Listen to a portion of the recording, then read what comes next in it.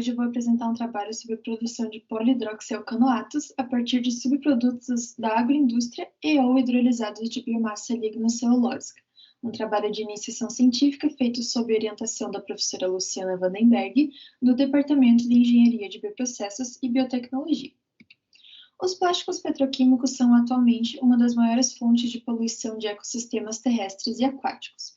Então, temos como alternativa os plásticos biodegradáveis, como o PHB, que são acumulados na forma de grânulos intracelulares na bactéria Cupriavidus necato. Sua produção global gira em torno de 300 mil toneladas por ano, o que representa menos de 0,1% da produção de polipropeno, um plástico petroquímico.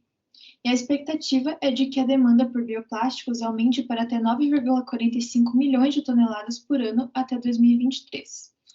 Mas o que limita o aumento dessa demanda? É o seu elevado custo, que chega a ser 3 vezes maior do que aquele de plásticos petroquímicos, sendo que 40% a 50% desse valor vem do substrato. Então, como substrato alternativo, nós temos os óleos vegetais, que são abundantes, baratos e que permitem uma adequação das propriedades físicas e químicas de acordo com a aplicação final, que podem ser, por exemplo, embalagens, látex, equipamentos médicos e como matéria-prima para engenharia de tecidos. Então, os objetivos desse trabalho foram de revisar trabalhos anteriores sobre produção de PHA com óleos vegetais como fonte de carbono, para poder criar um banco de dados, que auxiliou na elaboração de um artigo de revisão. Então, primeiramente, foram utilizadas as plataformas Google Scholar e Science Direct para reunir os dados, que então foram classificados em uma tabela, a qual foi utilizada para a preparação do artigo, que eu falei anteriormente. Então, os resultados, esse gráfico ele mostra o número de artigos que usou determinado substrato. Então, a gente vê que o mais utilizado foi o óleo de palma, seguido do óleo residual e do óleo de girassol. Outra conclusão possível foi de que a batelada alimentada ela foi muito menos utilizada do que a batelada, e geralmente teve a sua concentração de fonte de carbono em torno de 20 gramas por litro. Já para a batelada, a gente tem esse gráfico que mostra a frequência com que determinado intervalo de concentração de fonte de carbono foi utilizado. Então, a gente vê que o intervalo entre 2,5 e 5 gramas por litro foi o mais utilizado, bem distante daquele da batelada alimentar. Aqui nós comparamos o rendimento biomassa seca e o acúmulo de pH na biomassa para frascos de Annemeyer e bioreatores. E a gente pode ver nos valores da média, para os 3 parâmetros, que os bioreatores tiveram resultados bem maiores, inclusive quase dobrando o acúmulo de pH na biomassa. E isso se deve ao fato de que os bioreatores têm uma agitação que permite uma maior oxigenação do meio e, assim, um maior crescimento celular. A técnica de identificação mais utilizada foi a cromatografia gasosa. De caracterização foi a calorimetria exploratória diferencial, e o solvente mais utilizado na extração do PHB da célula foi o cloroformo.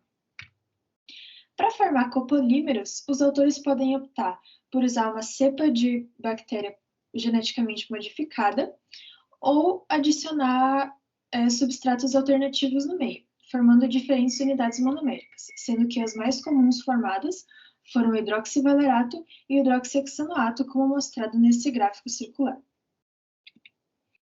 Essa tabela é uma parte da base de dados, e essa primeira página relaciona a cepa microbiana com o biopolímero, o óleo vegetal e o substrato, que se difere por causa do óleo vegetal devido à produção de copolímeros que eu mencionei anteriormente. Aqui nós relacionamos o rendimento de pH, a produtividade, a biomassa seca e o acúmulo de pH dentro da biomassa seca. E aqui o modo de fermentação com o recipiente de fermentação e o seu volume. Então, eu mencionei lá no começo que o óleo de palma ele foi o mais usado pelos autores, e isso se deve a 2 motivos. O primeiro deles é que ele é o óleo mais produzido e consumido mundialmente. E o segundo é que ele pode ser armazenado por longos períodos de tempo no laboratório, que ele não vai perder suas propriedades. Entretanto, o objetivo de produção do PHB é diminuir o impacto ambiental causado por plásticos petroquímicos. E o uso do óleo de palma vai contra esse conceito, porque a sua produção causa desflorestamento e perda de diversidade. E o segundo óleo mais utilizado pelos autores foi o óleo residual, porque ele tem ampla disponibilidade e evita que o seu descarte e o seu uso para produção no PHB evita que um descarte incorreto seja feito e cause assim ainda mais poluição.